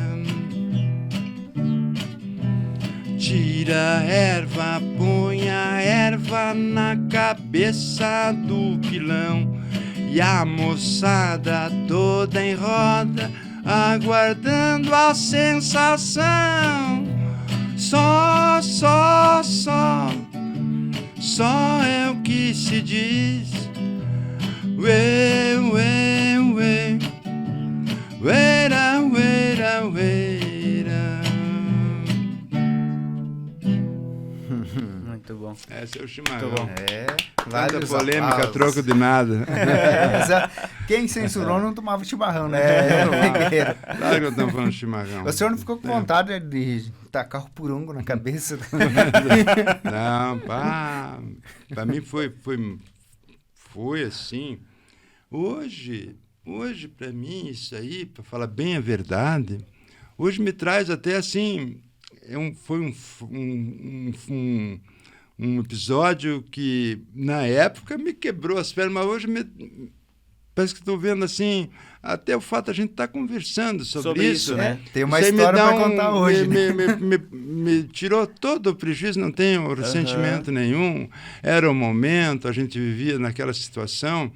Então, beleza, tudo tranquilo, né? Poderia ter sido diferente, mas não foi. Mas quem sabe lá, né? Também, se tivesse divulgado, não tivesse dado em nada, né? Agora todo mundo, mas aquela lá, mas não vale nada a música. Não, mas foi censurada. A música que foi censurada pela ditadura, né? Vai pela história. O senhor disse que preparou umas outras canções aí que não são de composição própria, né? São MPB, Trouxe um repertório aí? Fique à vontade. Não cheguei a trazer um repertório, né? Eu tinha pensado em cantar. Por exemplo, quando eu fazia esse tipo de som, por exemplo, que tinha... Na época tinha um cantor, agora é falecido, até um dos últimos shows que ele fez, fizemos junto em Joaçaba. O João Lopes. João Lopes é uma figura fantástica e eu gosto muito do som dele.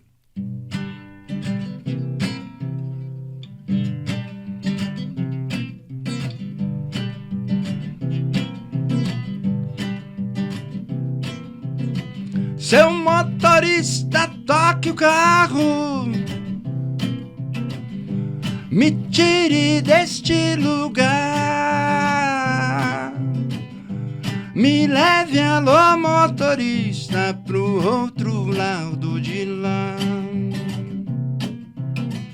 A vida é pra mim na cidade grande, tá difícil pra danar. A gente que nasceu no mato tem que morar. No mato a gente se ajeita, tudo que se planta dá. Quero voltar pra minha terra, no norte do Paraná. Não vou cortar o meu cabelo, não, só pra dar o que falar. Ué. Eu não sou gato de Ipanema, sou bicho do Paraná. Eu ia pedir de onde que era esse compositor, ele já tá respondido, né? No último verso. É um curitibano lá. Curitibano. O senhor já teve cabelo comprido? O tempo que eu tinha cabelo... Quando era possível. Quando era possível. Eu tive, não assim, exagerado, mas era sempre um pouco mais... Essas mais composições do senhor aí, essas músicas que tocou agora há pouco, foram todas feitas na década de 70, 80. Tem alguma canção recente que o senhor compôs? Não tem. Até esbocei algumas aí nos últimos anos aí, mas não cheguei a concluir. Eu sabe que quando eu parei de fazer show, eu soube que o Emílio iria nascer. Eu estava tocando numa Blumenária lá com o Expresso Rural e tantos outros lá da capital. Lá era um evento chamado Blumenália. Tinha artistas nacionais também. E daí eu estava lá, e daí um colega de palco disse: olá, tua namorada lá. Eu olhei, para. Eu olhei, era a Ângela, estava lá. Daí, terminamos lá, descemos do palco, fui lá conversar, tal. Tá, vem, tal. Disse: tem uma notícia para te contar aí. A gente não estava junto ainda, de casa. Quer dizer, eu estou grávida. Eu já perguntei, de quem? E daí, daquele momento em diante, a gente resolveu de mudar os caminhos, né? Uhum. Ela morava numa cidade, daí vamos morar na mesma cidade. Uhum. E daí, com o nascimento dele, as coisas vão se adaptando. E a minha situação estava nesse imbróglio de música, de ver se vai dar tudo certo mesmo, porque eu já estava ali há 4 anos ali É pouco, 4 anos para quem quer uma carreira é miséria, né? Uhum. E para mim, que até não cuidava tão bem da carreira assim, né? Então é muito pouco tempo. Mas afinal, que daí com o nascimento dele, a gente fui parando com as apresentações, permaneceram mais algum ano por aí, um ano e pouquinho, e daí eu vi que não era aquele momento, ou já tinha passado, ou não tinha chegado, e foram mudando as prioridades, né? Eu não sei se os senhores são pais ou não, mas é uma coisa muito fantástica, assim, né?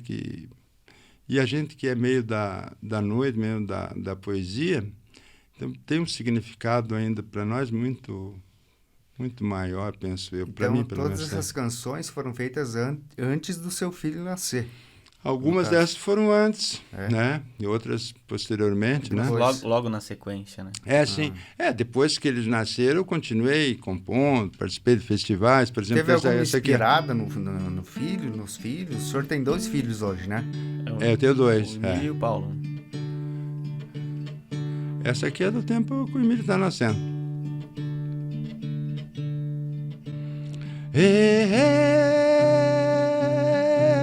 Boiadeiro, boiadeiro, onde é que foi? Boiadeiro, onde é que foi?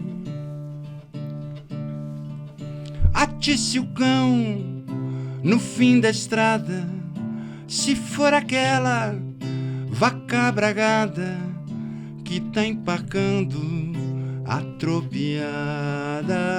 Oh, era bom, ei, uera, uera, ué.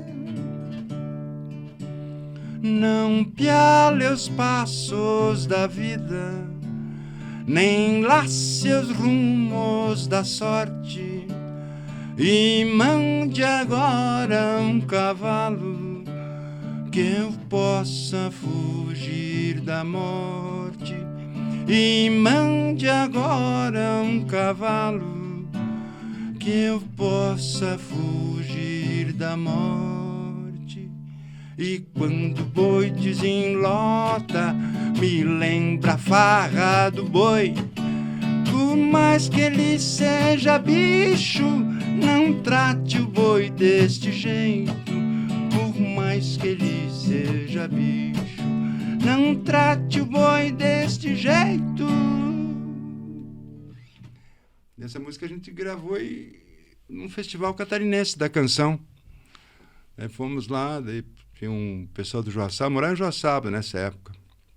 Estava estudando já. Daí eu fui diretor de cultura da Prefeitura de Erival do Oeste, num período lá, né? E daí surgiu esse festival, insistiram para escrever a música, meio sem pretensão. Era um festival de composições próprias. Festival Catarinense da Canção. Mas só composições próprias? Próprias, daí gerou um LP. Tenho lá LP ainda lá. Tem alguns exemplares lá. Dessas músicas aqui que o senhor tocou, elas estão gravadas em estúdio? Gravadas, tem o Chimarrão, essa aqui, e aquela do... Realmente eu tenho uns arquivos gravados, assim, elas já com arranjo, uns que me satisfizeram a qualidade, não a qualidade dos músicos, mas o que eu pensava da música.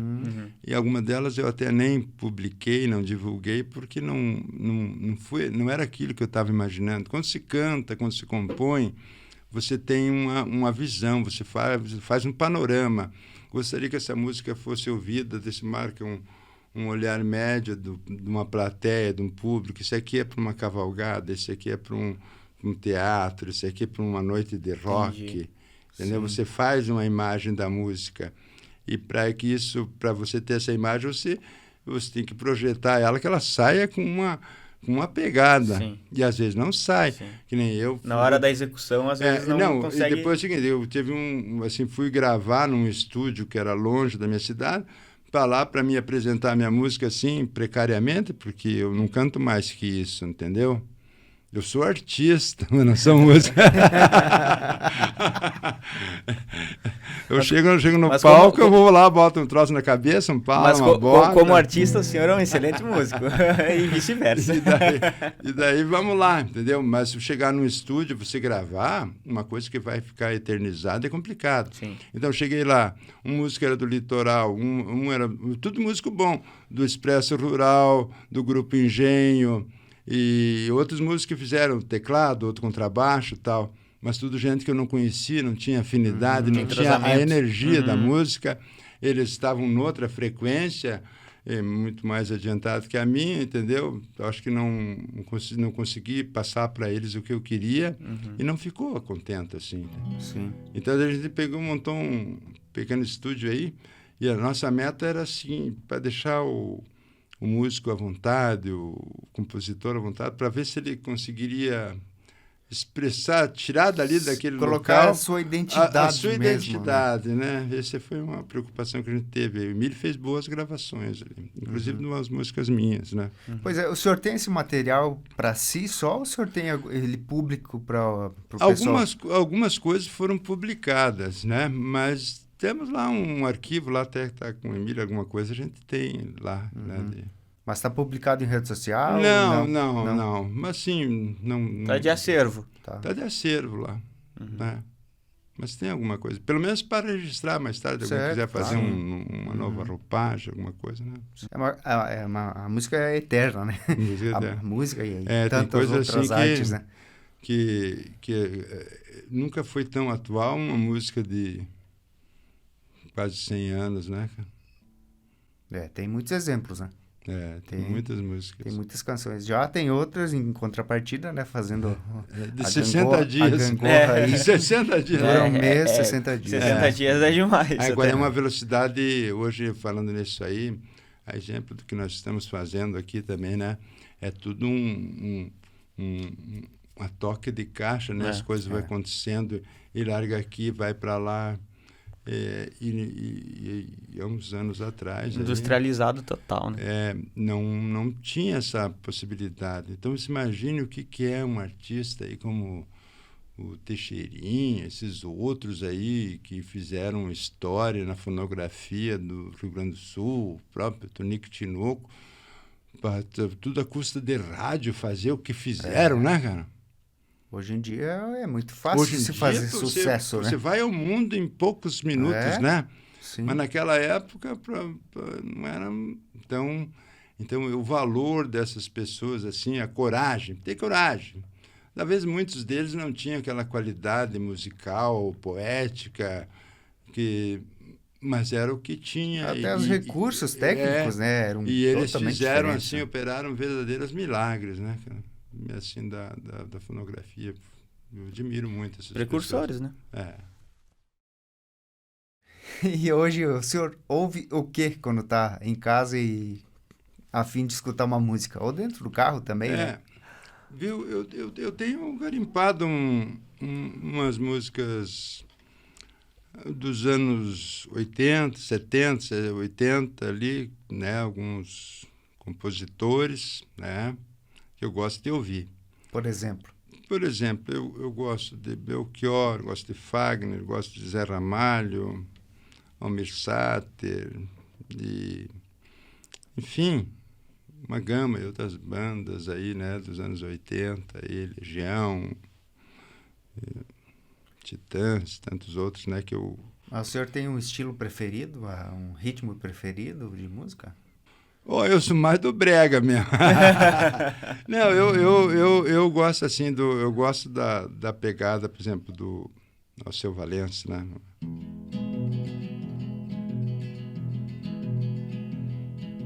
Claro que ele não toca assim, sabia? Abro uma leve das paixões que vem de dentro. Tu vem chegando pra brincar no meu quintal. No teu cavalo, peito no cabelo ao vento, e o sol quarando nossas roupas no varal. Tu vens, eu já escuto os teus sinais. Tu vens, eu já escuto os teus sinais. A voz do anjo sussurrou no meu ouvido. Eu não duvido, já escuto os teus sinais. Que tu virias numa manhã de domingo. Eu te anuncio no sino das catedrais. Tu vens, eu já escuto os teus sinais.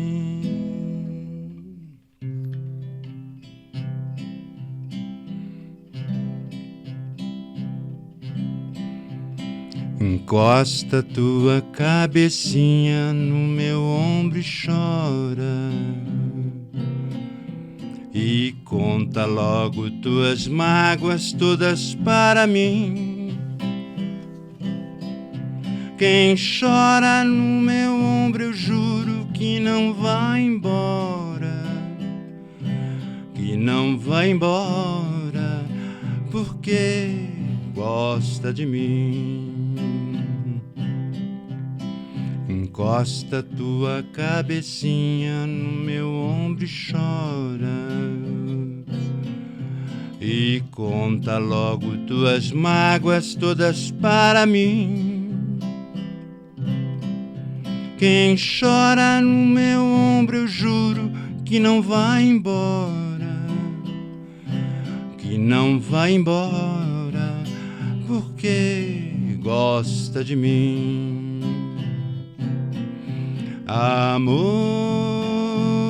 eu quero teu carinho, porque eu vivo tão sozinho.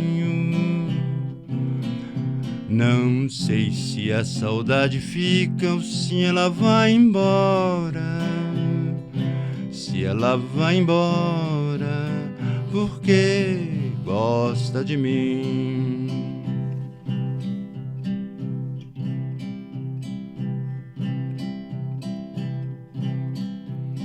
Eu quero andar nas coxilhas, sentindo as flechilhas das ervas do chão, ter os pés roseteados de campo, ficar mais trigueiro que sol de verão,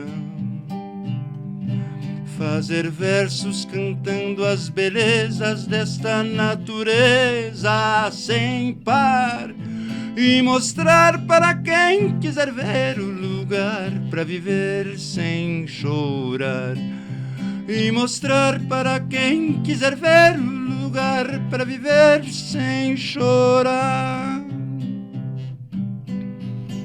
Eu quero me banhar nas fontes e olhar horizontes com Deus, e sentir que as cantigas nativas continuam vivas para os filhos meus.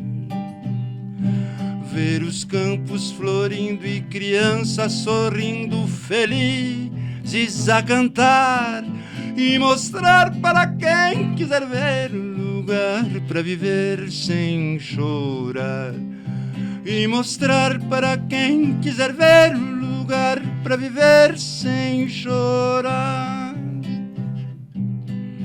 É o meu Rio Grande do Sul, céu, sol, sul, terra e cor, onde tudo que se planta cresce e o que mais floresce é o amor. É o meu Rio Grande do Sul, céu, sol, sul, terra e cor, onde tudo que se planta cresce e o que mais floresce é o amor. Bagagem musical. As letras das músicas gauchescas tradicionalistas, enfim, elas são carregadas assim de muita história e de muito embasamento, né? Elas contam uma história, muito, né? Elas têm propriedade, né? São letras assim que são verdadeiras poesias. Aí sim, né? Gaúchas principalmente, né? Mas uma categoria assim, isso, né? De todas essas que o senhor tocou agora nesse potpourri, a gente consegue visualizar a canção, né? No imaginário, assim, as imagens elas vão se formando na mente. É uma música muito antiga, né? Aquelas coisas que a gente... Aquelas que eu falei que eu via no rádio de criança, né? E assim vai. O senhor consegue ter acesso a novos artistas, novos cantores que tentam preservar essas raízes? Ou o que o senhor consegue ter de acesso às músicas são apenas as antigas?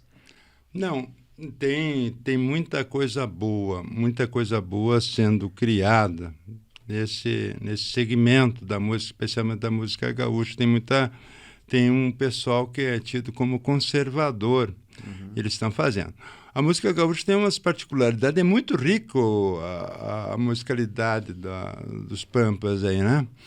Então tu pega umas músicas assim daquelas da fronteira lá, que são extremamente poesias musicadas, né? Depois tem aquele setor, o paixolismo do gaúcho, Sim. porque montei a cavalo, peguei, rasguei a prenda, trouxe pra cá e babá. E depois, agora, mais recentemente, tem o tal do Che Music, né? Que é mais contemporâneo, né? Que é mais contemporâneo. é mais E moda, tem os né? engraçadinhos também da música gaúcha, que aliás são péssimos na grande maioria, né? Eles esculhambam, abacalham, isso aí não presta. Agora a música gaúcha, a música rio-grandense do sul mesmo, né, doutor? Ela é muito rica e não só se limita ao estilo gauchesco, né? Sim. Assim, são muitos... Pô, tem um cara o próprio que rock, né? O rock gaúcho... Sou fã de um cara assim que... eles fazem rock, né? Uma vez fiz uma brincadeira assim, depois não quis ver. Uma música Teixeirinha, assim, cara. Eu tô meio ruim de música. Era mocinho, ainda me lembro. 18 anos completei. Eu resolvi sair de casa. Clareava o dia, eu me aprontei. A minha mãe me perguntou: diga, meu filho, aonde vai? Entendeu? Hoje não estou conseguindo chegar a essas alturas, mas é uma versão. Então, e lá tem o Zé o Bonitinho, e tem o Rock de Galpão. Eles fazem... Sim. Adaptações, né? Então, baseado nisso aí, eu fiz essa brincadeira assim. Um dia eu vou até encontrar uns guitarristas que façam um arranjo bonito. Fazer, sabe, todo mundo está esculhambando as músicas dos outros, por que eu não posso esculhambar com a música Teixeirinha também, né? O Flávio Cavalcante quebrou um disco do Teixeirinha uma vez, né? Ele não admitia as músicas do Teixeirinha, especialmente o Coração de Luxo. Flávio Cavalcante, vocês já viram falar na Associação da Comunicação, fez história no programa de auditório, e tirava o óculos, de repente tocava uma música lá e ele lá quebrava. Aí muitos outros hoje... apresentadores seguem a linha dele. Não, mas já pensou hoje em dia fazer isso? Era cancelado, né? Cancelar. Hoje em dia não se pode mais, né? O politicamente correto não permite mais, né, doutor? Gente, então, chegando nos finalmente aqui da nossa entrevista, do nosso bate-papo, né? E do nosso show particular também, com né? música, fala e música, né? Fala mais e toca mais hoje, né, doutor? Doutor Guerreiro, a gente agradece demais a sua presença aqui, ter aceito o convite para participar do nosso programa, nosso bate-papo, né? E espero recebê-lo mais vezes aqui para a gente ter esse privilégio novamente. Com certeza. Eu que agradeço imensamente aí. Eu não sei se a gente conseguiu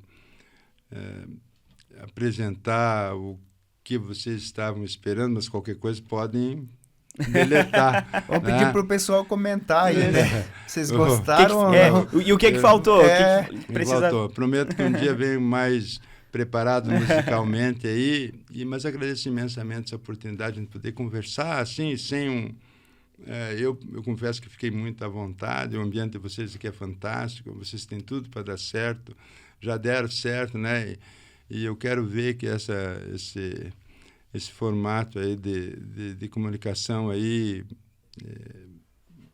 se expanda mundo adentro e vocês sejam reconhecidos pela coragem e pela técnica, pelo profissionalismo que estão levando o trabalho. Muito obrigado. Fico muito honrado e vou contar, quando vocês estiverem bem velhinhos, vou dizer, eu fui lá no começo da carreira deles. Né? A gente agradece demais as palavras do senhor, aí são um baita incentivo, né? Combustível para a gente seguir. Com certeza, é um prazer enorme. Já deu certo, agora é só vocês cuidar. Cuida bem do negócio de vocês. Foi um prazer enorme, né, doutor, ter conversado contigo, ter ouvido as histórias aí que o senhor tem, as canções que o senhor compôs. E, enfim, né? A todos vocês que acompanharam o Fala Mais de hoje, muito obrigado, né? Deixa o like, Se inscreve no canal. Todo o o falatório protocolo de sempre, né? Beleza, pessoal? E aqui, ó, as canecas do Fala Mais, em breve a gente vai começar Essa é minha. Essa é do doutor, já tá garantida para ele. aí. Quem vai ter essas canecas vão ser os nossos convidados e alguns sortudos aí que forem ganhar em futuras promoções que a gente for fazer nas nossas redes sociais. Então se inscreve lá aqui no YouTube e também no Instagram, né? Segue a gente lá que em breve vai ter sorteio. Beleza? Valeu, obrigado e até a próxima. Até mais.